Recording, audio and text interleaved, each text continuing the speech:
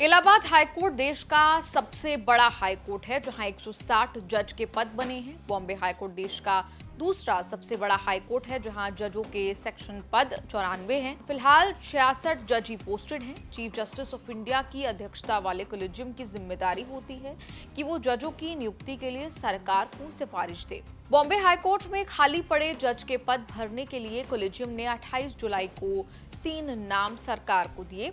Senior advocate Ajit भगवान राव कणेठाणकर और सुशील मनोहर कोडेश्वर को जज बनाने पर किसी ने कुछ नहीं कहा, लेकिन तीसरी महिला जज आरती अरुण साठे को जज बनाने पर हंगामा मचा है।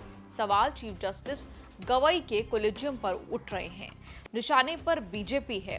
विवादों में बुरी तरह घिर गई है जस्टिस आरती साठे। इंडिया टुडे की रिपोर्ट के मुताबिक कोलेजियम की सिफारिश पर सरकार को फैसला लेना बाकी है। वैसे सिस्टम ये है कि कोलेजियम कोई नाम भेज दे तो सरकार मान लेती है। सरकार आपत्ति जता सकती है, लेकिन फाइनल कॉल कोलेजियम का ही होता है। आरती साठे को जज बनाने से कोलेजियम के लिए धर्म संकट पैदा हो गया है। आरती साठे का लीगल करियर लंबा रहा है। महाराष्ट्र की मशहूर और एक्सपीरियंस्ड वकील मानी जाती हैं। टैक्सेशन केसेस में महारत है।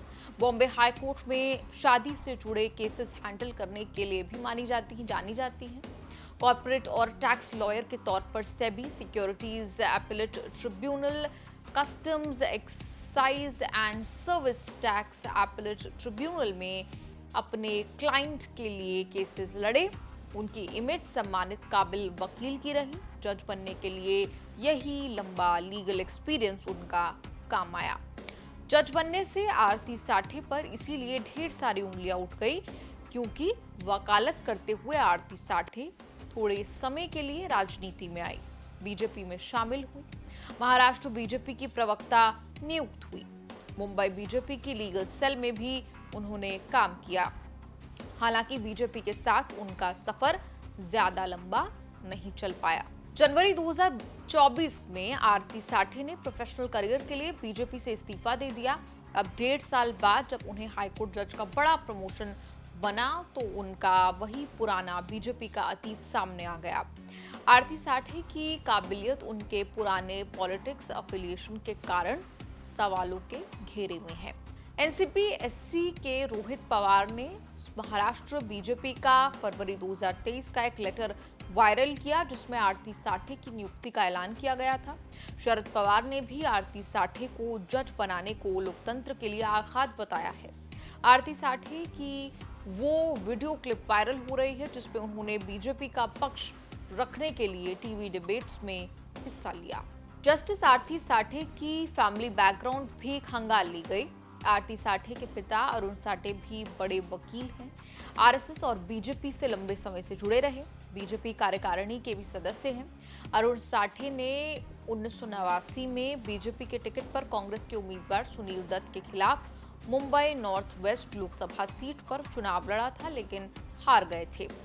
आरती साठे का family background added fuel in the fire की तरह काम कर रहा है। कांग्रेस पवार की एनसीपी तृणमूल कांग्रेस से आवाज उठ रही है कि ऐसे कैसे न्यायपालिका में निष्पक्षता रहेगी। महाराष्ट्र कांग्रेस ने एक्स पर लिखा, बीजेपी प्रवक्ता को जज बनाना हाइट ऑफ शेमलेसनेस है। रोहित पवार ने चीफ जस्टिस से आरती साठे के नाम पर फिर से विचार करने की मांग की है। सवाल कोलेजियम और आरती साठे पर उठ रहे हैं। जवाब बीजेपी दे रही है कि आरती साठे का पार्टी से अब कोई लेना देना नहीं है। आरती साठे पर विवाद हुआ तो बीजेपी ने जस्टिस बहरूल इस्लाम का नाम लेकर कांग्रेस पर पलटवार कर दिया। बहरूल इस्लाम की कहानी यह है कि उन्होंने ब्रेक लेकर राजनीति भी की और जज भी बने। बहरूल इस्लाम 1962 और 1968 में कांग्रेस के टिकट पर राज्यसभा सांसद बने थे। तब इंदिरा गांधी देश की प्रधानमंत्री थी। 1972 में उन्होंने संसद से इस्तीफा दिया। तब के असम और नागालैंड हाईकोर्ट, जो अब गुवाहाटी हाई कोर्ट कहलाता है, उसके जज नियुक्त हुए। 1979 में हाई कोर्ट के चीफ जस्टिस नियुक्त हुए। चीफ जस्टिस से रिटायर होने के बाद फिर जज बनकर वापस लौटे। 1980 में सुप्रीम कोर्ट का जज बनाया गया। करप्शन के मामले में बिहार के सीएम रहे जगन्नाथ मिश्रा को बरी करने पर विवाद हुआ तो उन्होंने जज पद से इस्तीफा दे दिया। कांग्रेस ने उन्हें फिर राज्यसभा सांसद बना दिया। आरती साठे जज बनने जा रही हैं, इसकी खबर 10-15 दिन से चल रही थी, तब हल्ला नहीं मचा था। जैसे ही सुप्रीम कोर्ट के जज जस्टिस दीपांकर दत्ता ने राहुल गांधी पर सच्चे भारतीय वाली टिप्पणी की, आरती साठे के जज बनने पर हंगामा तेज हो गया। बहुत सारे लोग सोशल मीडिया पर जस्टिस दीपांकर दत्ता पर भी उंगली उठा रहे हैं।